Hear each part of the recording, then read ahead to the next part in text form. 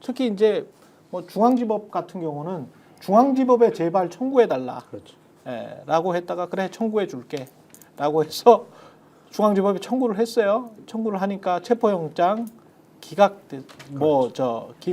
기각. 청구가 기각이 됐습니다.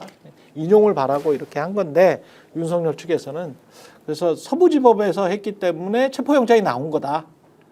이것도 이제 말이 안 되게 됐죠.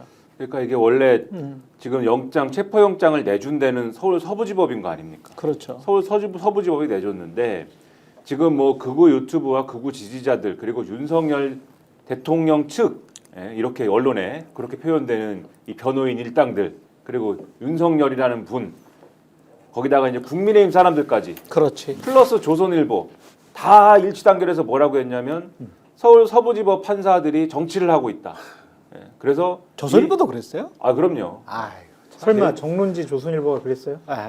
거의 지금 한 2주째 정론지가 아니고 조선일보는 정파지지. 거의 상업 정파지.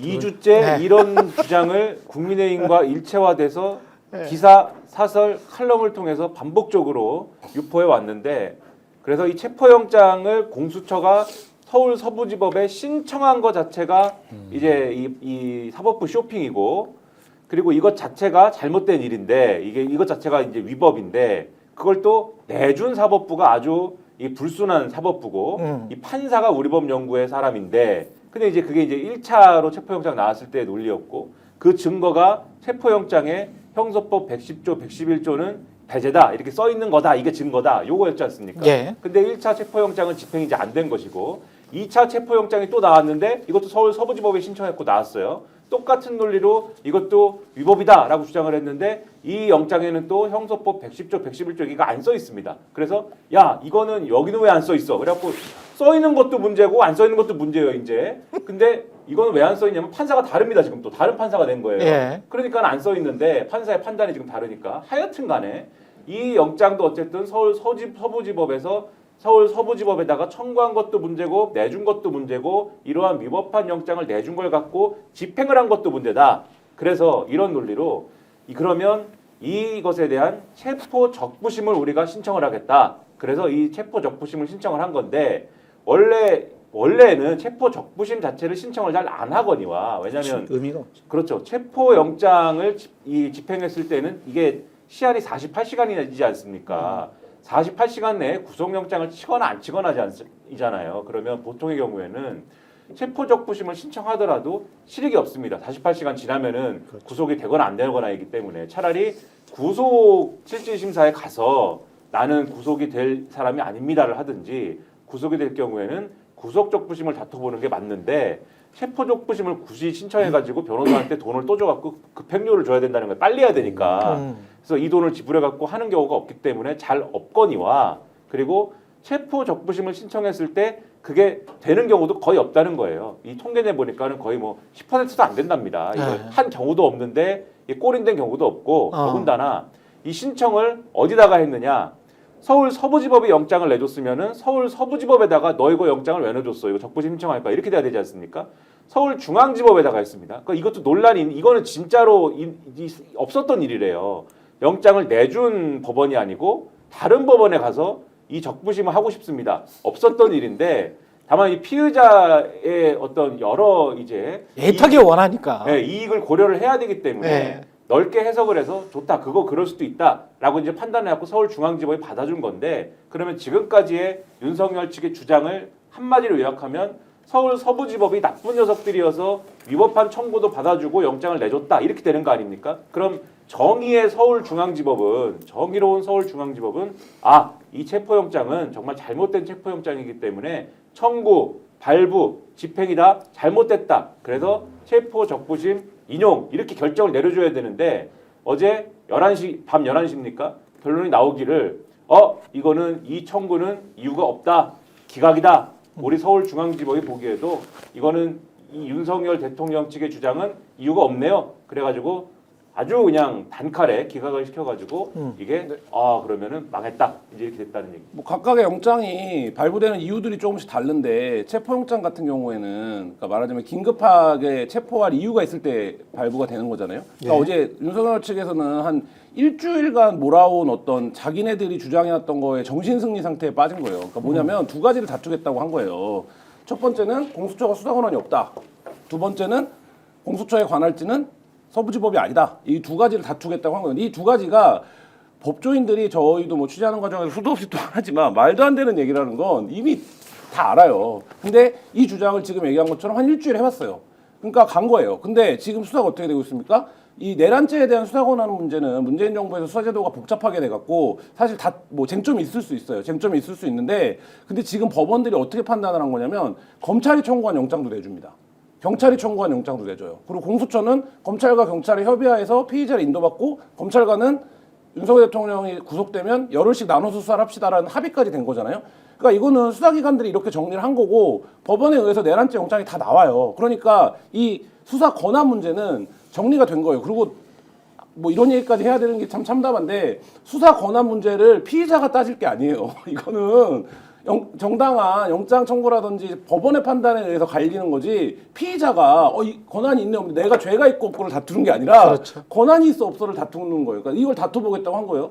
그 다음에 두 번째 관할지인데 공수처의 관할지가 명시되어 있어요. 서울중앙지법으로. 근데 단 뭐가 있는 겁니까? 범죄 구속 요건에 따른 장소성 문제가 있는 그렇지. 거예요. 그래서 피의자나 범죄 장소가 있는 법원에도 당연히 영장을 청구할 수 있는 겁니다. 그러니까 일반적인 사건인 경우에는 중앙지법이 하는 건데 네. 근데 이 사건의 같은 경우에 어떻게 연결한 겁니까?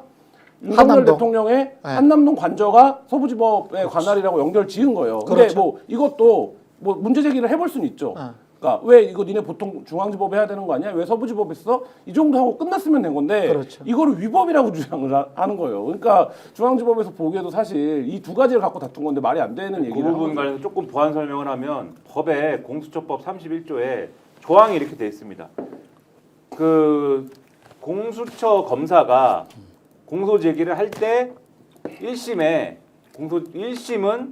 서울중앙지법이 한다 이렇게 돼 있는데 그런데 지금 말씀하신 대로 뭐 장소라든가 그다음에 피의자의 뭐 거주지라든가 증거물의 어떤 사정에 따라서 형사소송법상의 관할 법원에서 할 수 있다 이렇게 돼 있어요 법에. 그렇죠. 그럼 거기서 형사소송법상의 관할 법원이라는 거는 형사소송법에 보면은 관할 법원이 예를 들면 주소지라든가 뭐 이런 기준들이 쭉 나와 있습니다. 형사소송법 1조부터 해갖고 쭉 나와 있어요.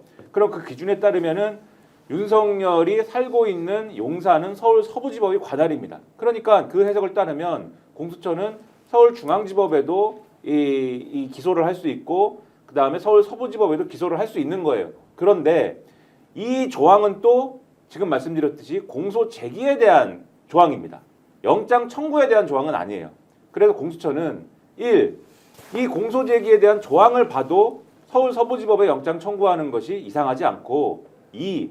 굳이 얘기하자면 이 조항은 공소 제기에 관한 조항이고 영장 청구에 관한 조항은 아니어서 영장 청구에 관한 것은 또 그대로 형사소송법을 준용하면 된다. 근데 형사소송법상의 조항들을 준용하더라도 서울 서부지법에 청구하는 것이 당연하다 이것은. 그러니까 어떤 기준으로 보더라도 이 서울 서부지법에 청구한 것이 위법하다고 볼 수가 없다라는 게 지금까지의 공수처의 논리고 그것에 대해서 법조계 다수가 이거는 이상한 얘기가 전혀 아니다. 심지어는 영장을 내준 법원도 네. 이거는 괜찮다. 이 윤석열 정권에서 임명된 이 대법원장이 임명한 법원 행정처장도 국회에서 이 체포영장 자체가 나온 거에 대해서는 이거는 뭐 다수설을 따른 것이기 때문에 괜찮다. 다 확인을 했는데 마지막까지 윤석열이 잡혀가면서도 불법이 잘못되고 있다고 얘기를 하면서 또 이거를 얘기를 하고 이랬는데 이제는 그만 얘기해야 되는 겁니다. 이 윤석열들은 이제는. 그러니까 윤석열뿐만이 아니라 국민의힘도 이제 그만 얘기해야 되는데 아닌 것 같아요. 여전히 변호사들 왜 얘기합니다. 다 그런 사람들을 구해놨어. 희한해. 근데 저 두 분 말씀 네. 잘 들었는데 예. 저는 두 분이 나쁘다라고 좀 말씀드립니다. 나빠요? 왜 나빠? 그러한 논리를 네. 얘기하시는 것 자체가 전 대단히 한심하고 나쁘다라는 생각이 들어요. 안 먹힌다. 이 사람들한테는. 아니 그 헛소리에 이렇게 영향력이 있으신 분들이 네. 지금 저는 10분 자세히 동안 논리적으로 이야기할 왜 필요 없다. 반박을 해주냐고. 그러면 네. 저는 왜? 이렇게 얘기하는 장성철 소장님 나쁘다고 생각합니다. 왜? 나쁘고 한심하다고 왜? 생각합니다. 서로 나빠. 이런 얘기 월요일 날 다른 방송에서 얘기할 네. 때는 네. 민주당이 뭐 이런 내란죄 철회 이런 거에 대해서 하루 동안 얘기를 안 해가지고 그게 네. 여론이 악화돼가지고 국민의힘이 얘기할 공간이 생겼다 이런 말씀도 하시고 그래서 저 말씀도 일리가 있는 것 같다. 네. 그러면은 민주당이 빨리 이런 얘기들에 대해서 우리 언론이나 이런 유튜브에서 이런 것들을 팩트 체크를 항상 잘 하고 국민들에게 올바른 정보를 항상 이렇게 얘기를 해주는 것으로 좀 국민 여론을 어떤 좀 이 팩트를 정확하게 해줘야 되지 않습니까?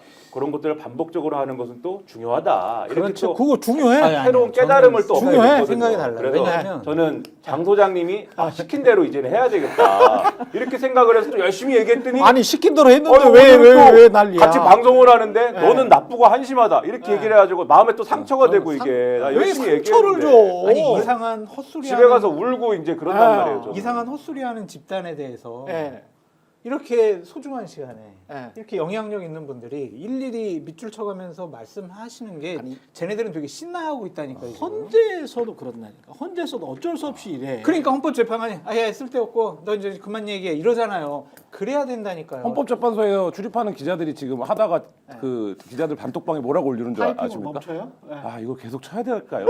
이런 걸 올려요. 스픽스는 말하는 언론입니다. 대세는 유튜브, 그중에서 스픽스. 좋아요, 댓글, 구독, 알림 설정. 여러분이 저희를 사랑해 주시고 우리가 여러분을 사랑하는 4가지 방법입니다.